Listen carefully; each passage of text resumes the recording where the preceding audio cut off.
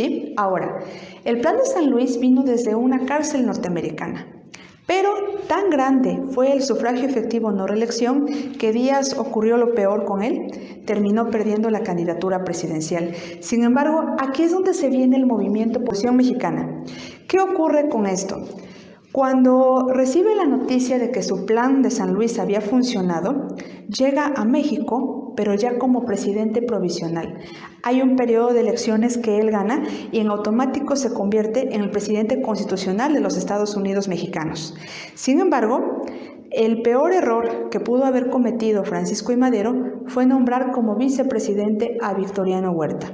Victoriano Huerta lo marca la historia como una persona que siempre quiso el poder, ambiciosa a más no poder, y que él decía, yo no quiero ser vicepresidente. De hecho, él tenía miras con ser presidente futuramente, y entonces, con tal de obtener la presidencia, como la Constitución de 1857 era la vigente en aquel entonces, decía que el único modo en que el vicepresidente tomaría el poder como presidente era a menos que el presidente muriera.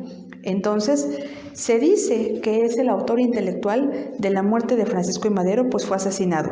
Sin embargo, cuando se sabe que Francisco I. Madero, todo un líder nacional de la época, había fallecido a manos de este personaje, pues en inmediato, el 20 de noviembre de 1910, inicia la lucha por la Revolución Mexicana. ¿Quién inicia esta lucha? La inicia nada más y nada menos que Venustiano Carranza.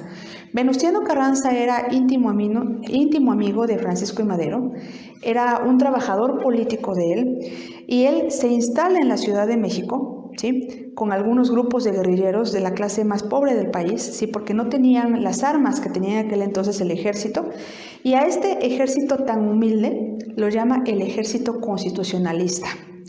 ¿Por qué lo llamó el ejército constitucionalista?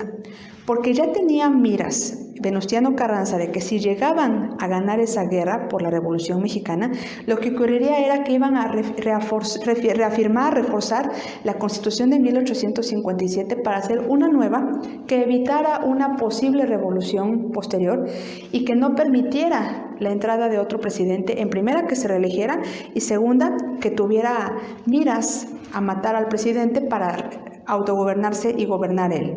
Entonces, la cuestión estuvo así.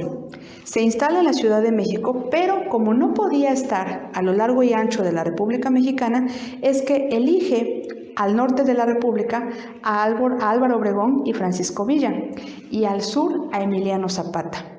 Emiliano Zapata, cuando se lo nombran líder de la parte sur de la República Mexicana en el ejército constitucionalista, él dice su famoso lema, tierra y libertad.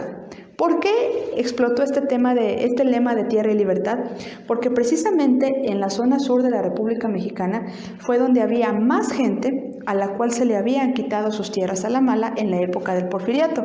Por eso es que explota este famoso lema. Sin embargo, aquí la lucha, ojo, Francisco I. Madero, ya muerto, dejó un legado con Venustiano Carranza, y Venustiano Carranza recoge ese legado y manifiesta: yo no voy a cambiar el plan de San Luis, al contrario, lo que quiero es reforzarlo, que siga vigente incluso al término de la Revolución Mexicana, y no importa, vamos a hacerlo hasta las últimas consecuencias. Sin embargo, aquí lo que básicamente quería era que se asumiera una nueva presidencia de la República con los ideales de Francisco I. Madero.